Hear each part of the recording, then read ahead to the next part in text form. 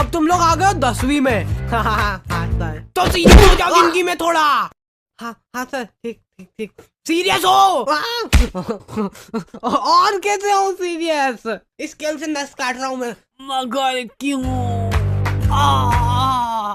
मैं मरते मरते भी पढ़ाई करना चाहता हूँ सर। इसकी हालत तो सही में भी सीरियस हो गई। बेटा बात ऐसी है ना कि तुम अभी मेरे को अच्छे से जानते नहीं हो। अभी जरा से में हवा हवाई हो जाओगे। क्या हो जाओगे?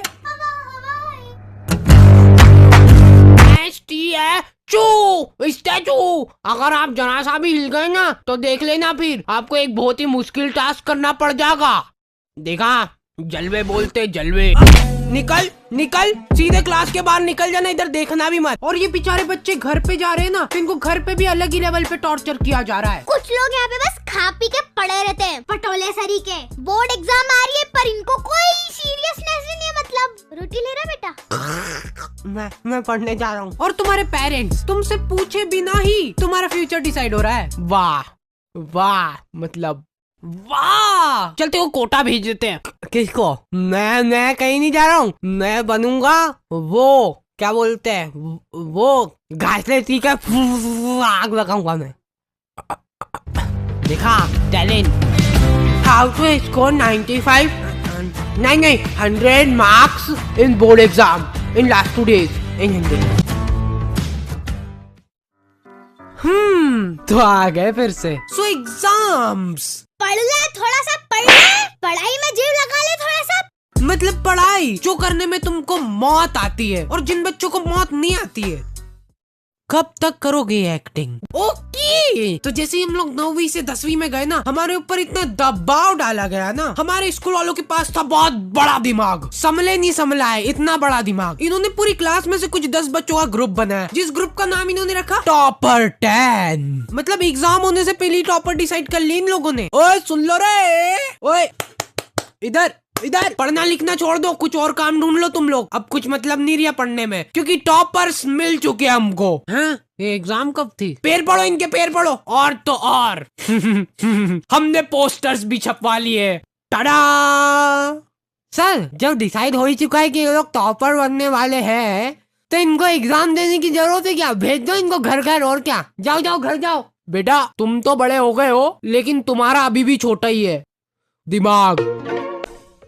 तो हम लोग प्यार से इन टॉपर 10 को बुलाते थे टोपा 10। और सारे टीचर लोग इन 10 बच्चों को खोपचे में ले जाके जिन्हें क्या गुप्त ज्ञान बांटते थे। देखो बेटा, बीड़ी कभी भी फूको ना तो हमेशा उसका पूरा स्वाद लो,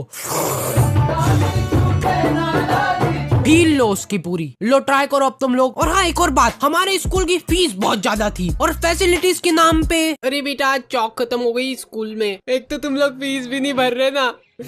क्यों कर रहे हो हमारे साथ इतना अत्याचार? बेटा हमारे खाने के लाले पड़ रहे हैं, एक रोटी नसीब नहीं हुई हमको 2 साल से। ये देखो मेरा पेट।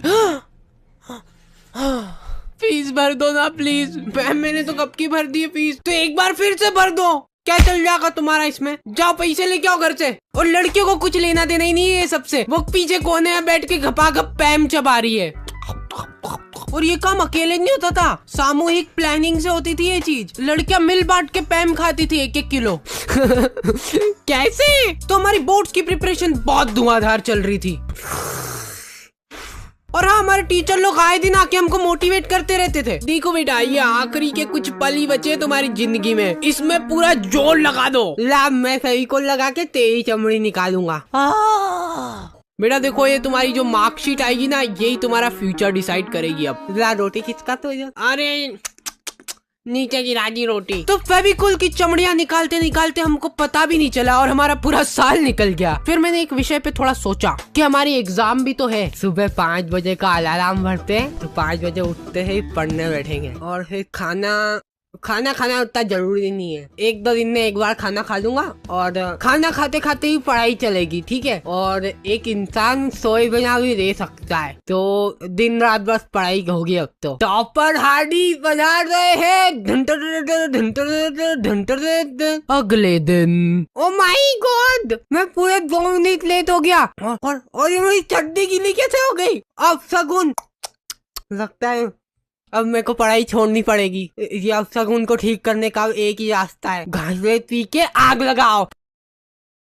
सफलता की ओर एक और कदम। फिर एग्जाम के 2 दिन पहले इनकी उग्गत उड़ रही है। हाउ टू स्कोर 95 नहीं 100 marks in board exam in last 2 days इन हिंदी।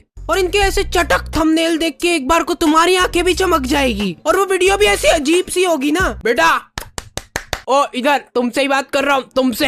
सबसे पहली बात तो ये हो गई कि तुमको ये वीडियो देखने की जरूरत क्यों पड़ रही है। साल भर तुमने क्या झक मराया, तुम जिंदगी में कुछ कर ही नहीं सकते, तुम्हारी जिंदगी झंड है। तुम्हारे घर में पंखा हो तो उस पर लटक जाओ, नहीं तो छत से कूद जाओ, कोई मतलब ही नहीं है अब तुम्हारा इस जिंदगी में, बस धरती पे बोझ हो तुम, कुछ नहीं हो सकता। 2 दिन पहले इनकी उग्गत उड़ रही है, कूद जाओ। हाँ कूद जाओ, सोचो मत कुछ इतना, कूद जाओगे तो फोटो तो आएगा पेपर में, ये देख के ही माँ बाप खुश हो जाएंगे तुम्हारे। और एग्जाम के 1 दिन पहले रात में बेटा जो हुआ सो हो गया, लेकिन अभी भी हमारे पास काफी टाइम बचा है, पूरे 24 घंटे, और मैं तुम्हारा पूरा साथ दूंगा।